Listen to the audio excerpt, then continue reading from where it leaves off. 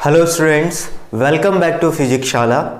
आज के वीडियो में हम बात करेंगे डीपीपी 3 के सॉल्यूशंस के बारे में, जो कि लेक्चर 5.4 पर बेस्ड है। लेक्चर 5.4 जो है आप अपलोड हो चुका होगा फोटोनिक्स चैनल पर, तो वहाँ पर जाके आप देख लीजिए। और डीपीपी जो इसकी है वो टेलीग्राम चैनल पर, फोटोनिक्स के टेलीग्राम चैनल पर अवेलेबल हो गई होगी। तो इसके डिस्कशन आज हम करेंगे और आई होप कि आप लोग इस वीडियो को देखने से पहले आप लोगों ने इस डीपीपी 3 के जितने भी क्वेश्चन है, 10 क्वेश्चन है इसमें, इन 10 के 10 क्वेश्चंस का आपने एक बार ट्राई जरूर किया होगा, क्योंकि तभी आपको इसका फ़ायदा होगा। ठीक है, तो आइए शुरू करते हैं। तो क्वेश्चन नंबर 1 जो दिया हुआ था आपको, क्वेश्चन नंबर 1 इसका दिया हुआ है, what are the type of spherical mirror. तो स्फेरिकल मिरर के 2 टाइप होते हैं। कौन कौन से? स्फेरिकल जो मिरर होगा इसके टाइप जो होंगे, तो फर्स्ट इसके टाइप हो जाएंगे स्फेरिकल। अगर मैं बात करूं स्फेरिकल मिरर, तो स्फेरिकल मिरर्स के 2 टाइप्स होते हैं। एक होता है कॉनकेव और एक होता है कॉन्वेक्स। ठीक है, कॉनकेव आपको पता है कुछ इस तरीके का होता है और कॉन्वेक्स आपको पता है कुछ इस तरीके का होगा। ठीक है, चलो अगला क्वेश्चन। इसमें कोई ऑप्शन नहीं था फर्स्ट वाले क्वेश्चन में, तो फर्स्ट वाला जो क्वेश्चन था वो तो सिंपली इस तरह से दिया हुआ है। क्वेश्चन नंबर 2 देखते हैं। Rays of light which are parallel and closer to the principal axis.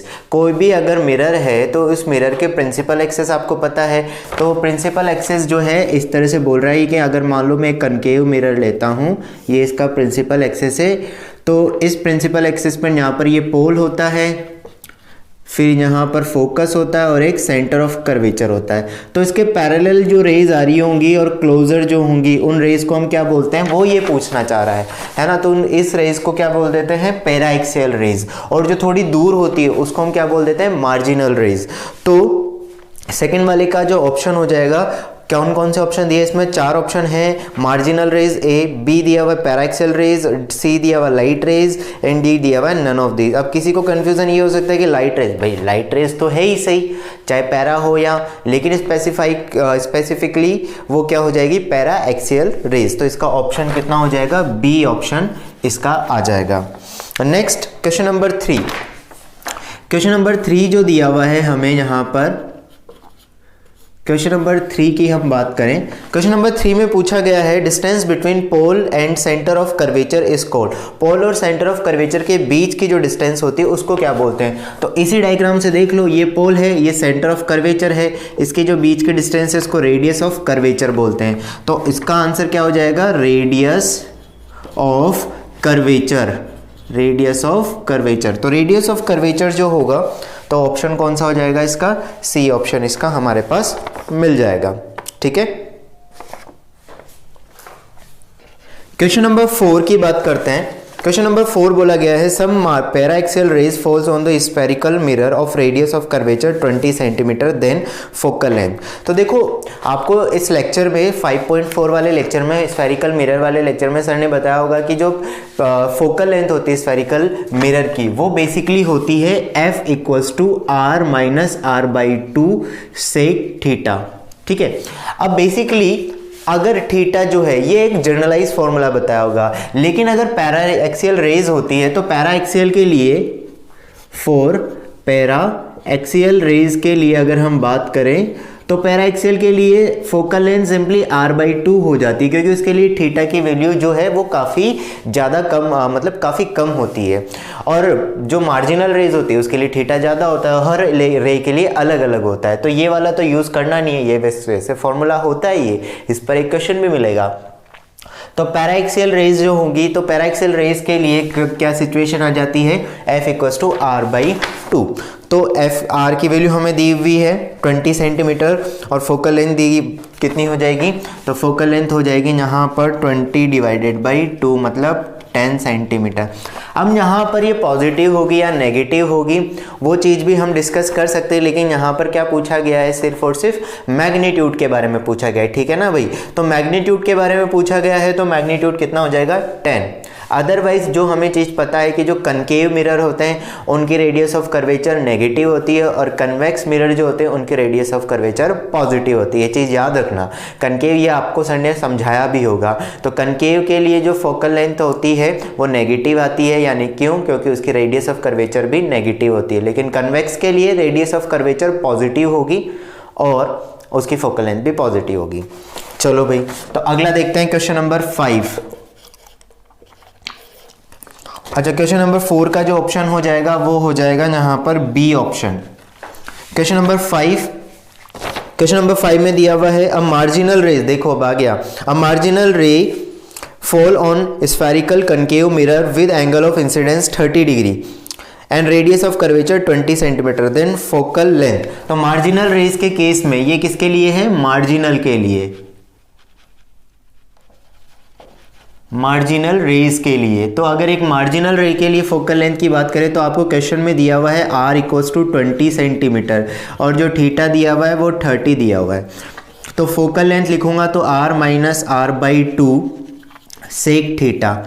ठीक है, अब थोड़ा इसको सिंप्लीफाई करूं मैं तो ये हो जाएगा 20 माइनस 20/2 और सेक को हम लिख सकते हैं कोस थीटा। सेक जो होता है वो कोस थीटा का अपोजिट होता है।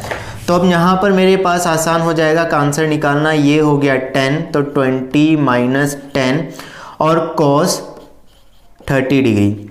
cos 30 डिग्री की जो वैल्यू आ जाएगी तो इसको थोड़ा और सिंप्लीफाई करके लिख देते हैं।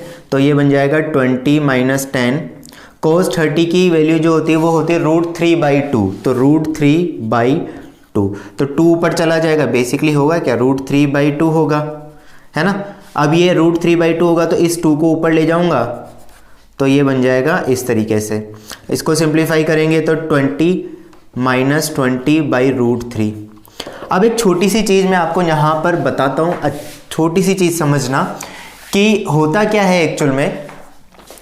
जो 1/√3 होता है ना, ये चीज़ याद रखना, आपको आसानी देगी। 1/√3 की वैल्यू होती है अप्रॉक्स 0.6 और 1/√2 की वैल्यू होती है अप्रॉक्स 0.7। अगर ये दो चीज़ें आप याद रख लोगे तो आपको क्वेश्चन के न्यूमेरिकल करने में बहुत ज़्यादा आसानी हो जाएगी। इसी तरीके से अगर 1/π आता है तो इसकी वैल्यू 0.314 समथिंग ही आती है। ठीक है, और पाई की आपको पता है 3.14 होती है, तो ये 0.314 समथिंग आएगी।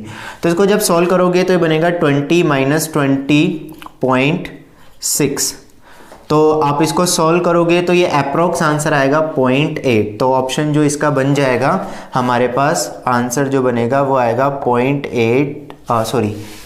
8 सेंटीमीटर और 8 सेंटीमीटर, और ऑप्शन क्या बनेगा इसका? ए ऑप्शन बन जाएगा। ठीक है, तो इसका ऑप्शन जो दिया हुआ है वो आपको ए दिया हुआ है। आई होप आपको क्लियर हुआ होगा। ठीक है, जो डेटा में हमें दिया हुआ है वो डेटा मैंने इसमें पुट कर दिया है, फॉर्मूला बेस्ड क्वेश्चन था। चलो, क्वेश्चन नंबर 5 भी हो गया। नेक्स्ट क्वेश्चन देखते हैं हम। अगला क्वेश्चन है क्वेश्चन नंबर 6। क्वेश्चन नंबर 6 दिया हुआ है, a point on spherical mirror and lies on the principal axis. ये बोल रहा है कि स्फेरिकल मिरर पर एक पॉइंट है, मतलब पॉइंट तो कहाँ पर है? स्फेरिकल मिरर पर, और वो प्रिंसिपल एक्सिस पर भी है। इसका मतलब यही केस हो सकता है कि स्फेरिकल मिरर मान लो कोई सा भी ले लो और ये प्रिंसिपल है। तो अगर यहाँ पॉइंट लेता हूँ तो ये पॉइंट प्रिंसिपल एक्सिस पर तो आ रहा है लेकिन स्फेरिकल पर नहीं आ रहा। तो इसका मतलब एक ही केस हो सकता है। अब तुम ये भी बोल सकते हो कि सर वो पॉइंट तो यहाँ पे भी हो सकता है। हाँ भाई, हो सकता है, लेकिन अगर ये पॉइंट इस पॉइंट को लेते हैं तो ये प्रिंसिपल एक्सिस पर नहीं आएगा। तो इसका मतलब पॉइंट कौन सा होना चाहिए? वो यही वाला होना चाहिए जो स्फेरिकल प्रिंसिपल एक्सिस पर भी आ रहा है और स्फेरिकल मिरर पर भी आ रहा है। इसका मतलब ये पोल हो जाएगा। तो आंसर जो इसका होगा, ऑप्शन जो बनेगा सी ऑप्शन बन जाएगा, पोल। बाकी focus, focal length, centre of curvature तो हो नहीं सकते, तो इसका ऑप्शन कितना आ जाएगा? सी ऑप्शन आ जाएगा। नेक्स्ट क्वेश्चन देखते हैं, question number 7। Mirror which diverse the rays of light. देखो, मिरर जो कोई दो मिरर हो सकते हैं जो रेज को डाइवर्स कर सकते हैं, मतलब सॉरी, जो रेज को या तो कन्वर्ज या डाइवर्ज करे। तो सिर्फ स्फेरिकल मिरर ही डाइवर्ज या कन्वर्ज करते हैं। अब इसमें से जो यहाँ पर बोल रहा है डाइवर्ज, तो एक्चुअली क्या होता है ना कि जो कन्वेक्स मिरर है, अगर इस पर कोई भी रे आती है तो ये इसको डाइवर्ज करता है। क्यों डाइवर्ज करता है इसका भी कभी हम समझेंगे, है ना, आराम से समझेंगे इसको भी, या आपको सर ने बताया भी होगा। तो ये एक अलग चीज़ है। आपको अभी हमें सिर्फ ये ध्यान रखना है कि यहाँ पर जो कनकेव मिरर होता है वो तो कन्वर्ज करता है, और कन्वेक्स मिरर जो होता है वो रेज को डाइवर्ज कर देता है, ठीक है। और कनकेव मिरर अगर हम लेकर चलते हैं तो कनकेव मिरर ये यहाँ पर इस तरह से रेज आएंगी, तो ये इस तरह से इसको कन्वर्ज करेगा। तो आगे से अगर कभी भी ऐसा क्वेश्चन आता है तो कनकेव मिरर जो कन्वर्ज करता है और कन्वेक्स मिरर डाइवर्ज करता है, तो इसका ऑप्शन जो बनेगा कि डाइवर्ज, तो डाइवर्ज कौन करता है, कनकेव मिरर, कन्वेक्स मिरर। तो आंसर इसका जो होगा वो कितना हो जाएगा, सी ऑप्शन इसका यहाँ पर निकल कर आएगा। क्वेश्चन नंबर 8 देखते हैं। Focal length of a concave mirror, very good, focal length of a concave mirror is always, concave mirror की फोकल लेंथ हमेशा कैसी होती है, नेगेटिव। ये चीज हमने पढ़ी है, कनकेव मिरर की फोकल लेंथ नेगेटिव होती है और कन्वेक्स की पॉजिटिव होती है। ये चीज़ हमेशा गांठ बांध लो कि कनकेव मिरर अगर होगा तो उसकी फोकल लेंथ हमेशा, कनकेव की फोकल लेंथ हमेशा नेगेटिव ही होगी और उसकी रेडियस ऑफ कर्वेचर भी नेगेटिव होगी, और कन्वेक्स की हमेशा पॉजिटिव होगी। तो आंसर नंबर अगर हम 8 की बात करें तो ऑप्शन तो वैसे क्या हो जाएगा, बी, क्योंकि कनकेव की। अब ये चीज़ याद रखना, कनकेव अगर दिया है तो कनकेव के लिए रेडियस और फोकल ये दोनों ही नेगेटिव होती है, ये भी नेगेटिव होती है, और कन्वेक्स के लिए ये पॉजिटिव आएगी और ये भी पॉजिटिव आएगी, ठीक है ना। ये मिरर की बात कर रहे हैं हम, किसकी बात कर रहे हैं, एक्चुअली हम ये मिरर के केस की बात कर रहे हैं। तो ये चीज़ ध्यान रखना, पॉजिटिव और नेगेटिव का। चलो नेक्स्ट क्वेश्चन लेते हैं। अगला क्वेश्चन, क्वेश्चन नंबर 9।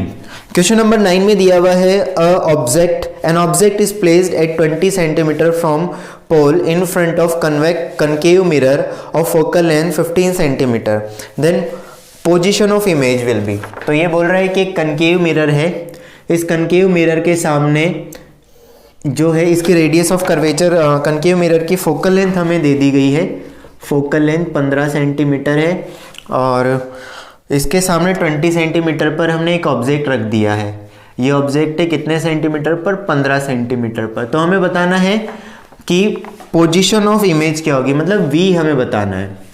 अब देखो इस तरफ से ये है, रेज जो चलेगी वो इस तरफ से, ये ऑब्जेक्ट अगर यहाँ पर है और रेज अगर इस तरह से चल रही है तो हमें फोकल लेंथ वी निकालना है। तो हमारे पास मिरर फॉर्मूला होता है 1/f equals to 1/v plus 1/u, ठीक है। अब बेसिकली आपको सर ने समझाया होगा कि किसको हम इस फॉर्मूले में जो भी वैल्यू रखनी होती है वो हमें साइन के साथ रखनी होती है, नेगेटिव पॉजिटिव इसके साथ। अब v की वैल्यू निकालनी है तो उसका तो साइन डिसाइड करने की जरूरत नहीं है, वो तो अपने आप ही आ जाएगा, लेकिन f और u की वैल्यू हमें पुट करनी पड़ेगी। तो f की वैल्यू हमें पता है, कनकेव मिरर है तो कनकेव मिरर के लिए तो ये तो हमेशा क्या होने वाला है, नेगेटिव। फोकल लेंथ तो हमेशा कैसी होने वाली है, नेगेटिव। अब बात आती है u की, तो u भी नेगेटिव होगा क्योंकि u चेक करना है। तो आपको सर ने बताया होगा कि पोल से इधर जाओगे तो ये नेगेटिव आएगा, पोल से अगर यहाँ तक आते हो तो कैसा आएगा, नेगेटिव।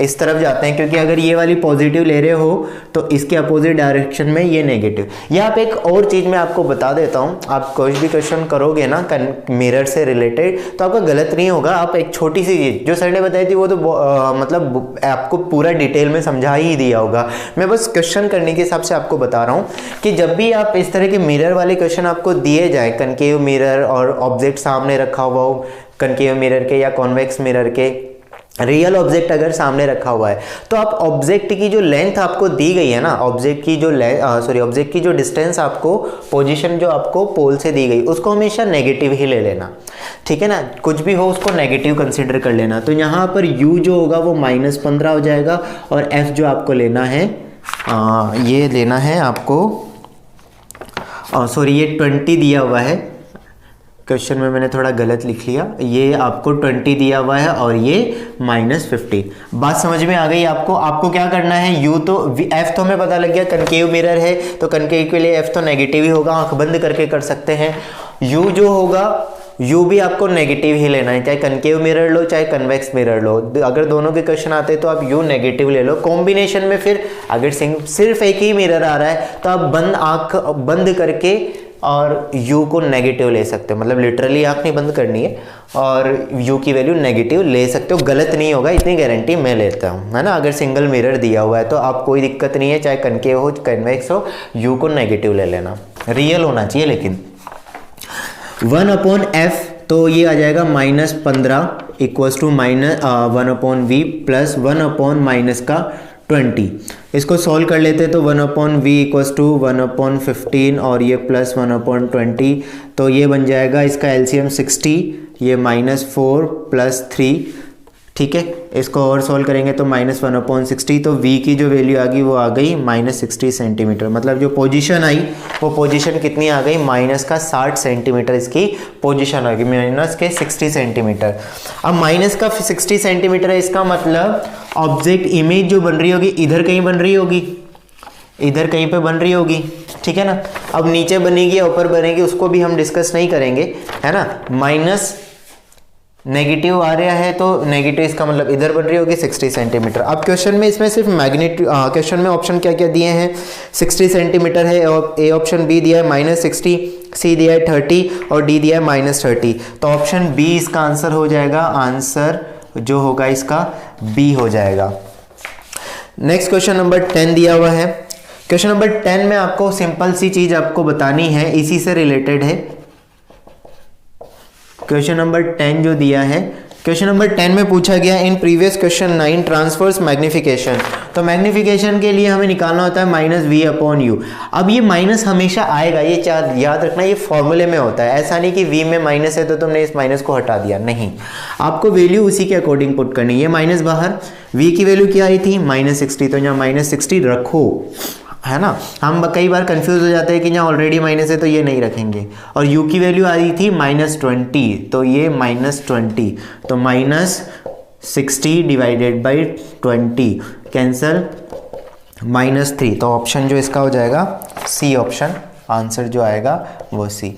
अब एक छोटा सा डाउट हो सकता है, कई बार क्या होता है, बाई चांस किसी बच्चे ने मैग्निफिकेशन निकाला, सुनना आप थोड़ा, किसी बच्चे ने मैग्निफिकेशन निकाल दिया और उसने ना -v/u में ये रख दिया, माइनस तो रखा लेकिन उसको ये याद नहीं रहा कि u को उसने ना बाई चांस गलती से v को भी 60 रख दिया और u को 20 रख दिया, तो वो -3 आंसर आ गया।